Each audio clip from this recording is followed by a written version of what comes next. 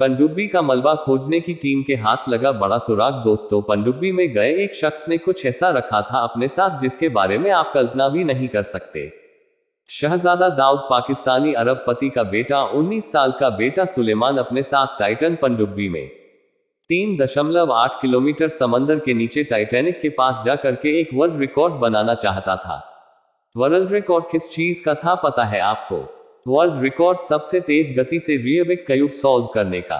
जी हाँ, यह सपना था सुलेमान दाऊद का, पाकिस्तानी अरबपति शहजादा दाऊद के बेटे का, जो कि एक यात्री था जिसने 2 करोड़ में टिकट खरीदी थी टाइटन पनडुब्बी में बैठकर टाइटैनिक देखने जाने की। रूबिक्स क्यूब क्या होता है आपको मालूम होगा। ये देखिए, तस्वीर कुछ इस प्रकार का दिखता है। इस प्रकार के फसल को सॉल्व करने में महारत हासिल थी।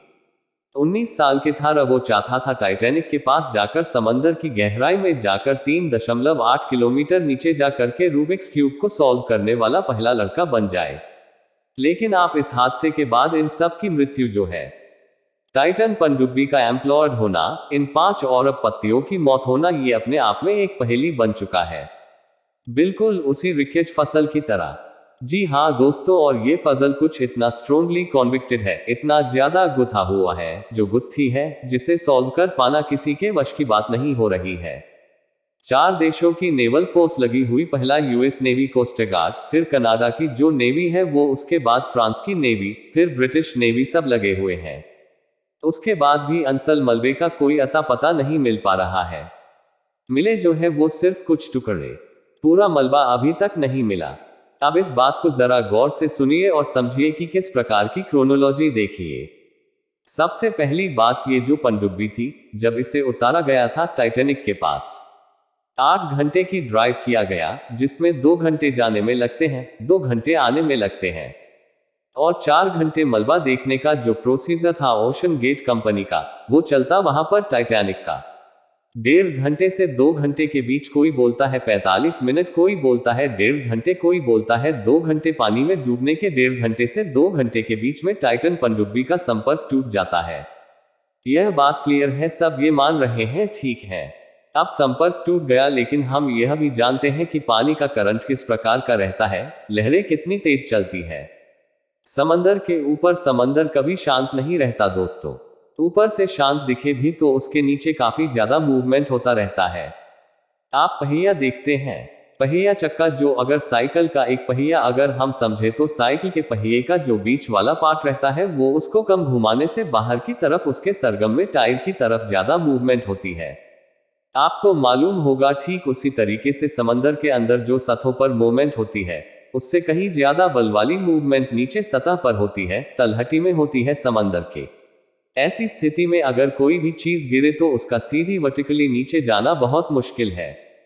जबकि टाइटन पनडुब्बी इतनी भारी नहीं थी, और खासकर जब वो इंप्रूव हो जाए, फूट जाए, चिपक जाए, पिचक जाए, तब तो भारी बिल्कुल नहीं रहेंगी।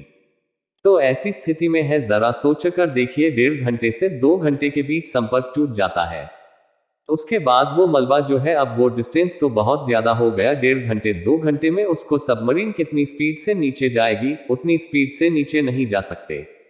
टाइम ये बताई गई है कि 2 घंटे लगते ऊपर से नीचे आने में, वापस 4 घंटे वहां खोल घुमाने और 2 घंटे ऊपर आने लगते हैं। ये उन्होंने बताया है, लेकिन वो पूरी तरीके से नीचे उतरी नहीं थी। 1.5 घंटे के अंदर उसका जो कॉल था, जो उसका कॉन्टैक्ट था, वो टूट चुका था। ऐसी स्थिति में एग्जैक्ट जब लहरें इतनी तेज चलती नीचे तलहटी में, उस स्थिति में अगर इंप्लोजन हुआ भी तो टुकड़े सीधा टाइटैनिक के करीब 1600 फीट दूर कैसे गिर पाए। अगर वो ऊंचाई पर फूटा था, टाइटैनिक की सतह तक नहीं पहुंच पाई थी, और ऊपरी हवा में ही, मतलब पानी की ऊंचाई में ही वो अगर इंप्लॉयड हुई, तो उसके जो टुकड़े थे वो एग्जैक्ट से नीचे कैसे गिरी। जबकि वो टुकड़े बहुत छोटे हैं, उनमें कोई वजह नहीं है। ये बड़ी बात है दोस्तों। तो क्या हम ये सोचे कि जब संपर्क टूट गया था और पनडुब्बी के अंदर बैठे लोगों को ये मालूम था, स्टॉक नरेश को ये मालूम था, जो कि ओशन गेट के सीईओ, टाइटन पनडुब्बी डिजाइन करने में जो है, जिनके इन्वॉल्वमेंट था, जो इस पूरी ट्रिप को मैनेज कर रहे थे, जब उन्हें मालूम था कि संपर्क टूट चुका है, तो वो आगे क्यों बढ़े? ये एक बड़ा सवाल होता है। लेकिन वो अगर उनका जो शिप जो था पनडुब्बी, अगर वो फूटी और वो ऊंचाई पे फूटी, तो उसके बाद वो डायरेक्टली टाइटैनिक के पास तक कैसे गिर सकता है? मतलब आप जरा सोचकर देखिए इस बात को कैसे पॉसिबल है। या तो स्टॉकटन रच ने बहुत बड़ा रिस्क लिया कि कॉन्टैक्ट टूटने के बाद भी वो आगे बढ़ते रहे, और उसके बाद वो पनडुब्बी सीधे पिचक गई। किसी को कुछ मूवमेंट करने का डिसीजन लेने का कोई मौका नहीं मिला और वहां से भी वो सीधे तैयार थे हुए नीचे तक पहुंच गई। बड़ी बात है दोस्तों, बड़ी बात है। तो यहाँ पर एक बहुत बड़ा बहुत जरूरी है, अभी क्या हो रहा है जो आरओबी यानी कि रिमोट ऑपरेटेड व्हीकल, जो कि हमाज की कंपनी ने बनाया है ओडिशा 6 के, इसमें हजारों किलोमीटर के एरिया को टाइटैनिक के इर्द गिर्द हो जाए तब जाके मलबे के कुछ अंश मिले।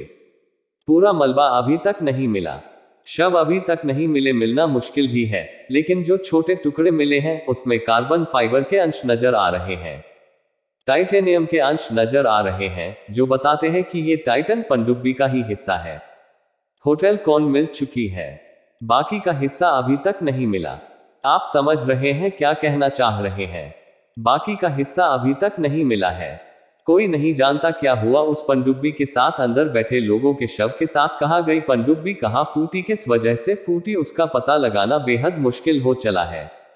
बिल्कुल रूबिक्स क्यूब की तरह ये गुत्थी उलझ चुकी है। एकमात्र रास्ता है, एक तो सघन ऑपरेशन लगातार चलता रहा जो कि बहुत एक्सपेंसिव होता है, और किस चीज को सर्च करना वो चल ही रहा है, काफी पैसा उसमें जाएगा। उसके बाद दूसरी चीज, ये टुकड़े मिले हैं, उनकी माइक्रोस्कोपिक जांच होनी चाहिए, जो कि हो रही है। और वो छोटे टुकड़े जो मिले हैं उससे जो रेशे होते हैं, सर कपड़ों के रेशे होते हैं ना, फाइबर्स धागे जो हमारे कपड़ों के रहता है, उसी प्रकार से कार्बन फाइबर जो स्ट्रॉन्ग स्टेटमेंट बताया जाता है। आजकल बहुत स्ट्रांग चीज है, मैनमेड, ये जो है कंपाउंड है, कार्बन फाइबर का इस्तेमाल करके इसे बनाया गया था। नॉर्मल मेटल का, स्टील का इस्तेमाल करके नहीं बनाया गया है। एक्सपेरिमेंटल फसल थी है, तो यही गलती हो गई थी। कहा जा रहा है उनकी कंपनी के द्वारा टाइटन को बनाने में गिरी गलत इस्तेमाल किया था, तो कार्बन फाइबर और वो टाइटेनियम से बना हुआ है। वो जो मैच है, छोटा टुकड़ा वो मिल चुका है। अब उसके फाइबर्स के डायरेक्शन को देखकर यह पता लगाया जा सकता है ये क्या कार्बन फाइबर के डायरेक्शन में कोई डिफेक्ट है। अगर डिफेक्ट होता तभी वो उसमें डायरेक्शन में आपको फर्क महसूस होगा, जो टुकड़ों में चेक किया जाएगा तब, और उसे पता चल जाएगा। यहां से हटा यानी कि जो पनडुब्बी वो यहां से पिच की थी और उसे फिर रिड्यूस किया जा सकता है। यह गलती किसकी थी? अगर टेस्टिंग कम करके, टेस्टिंग सही तरीके से ना करते हुए बेच करके जो पनडुब्बी है उसमें यात्रियों को बुला लिया गया, तो ये बहुत बड़ी गलती है और इसके ऊपर केस होगा। केसों को शन गेट कंपनी के ऊपर में, तो उन्होंने लापरवाही बरती। उन्होंने स्पिनर व्हीकल, एक्सपेरिमेंटल व्हीकल में लोगों को टिकट भेजकर कैसी यात्रा करा दी, इस पर एक्शन होगा। कोई ना कोई गुनहगार तो तय किया जाएगा, और इसीलिए ये जो है वो 4 देश मिलकर कर रहे हैं, वो जो है कंटिन्यू किया जा रहा है, ताकि आगे जाके ऐसी कोई गलती ना करे।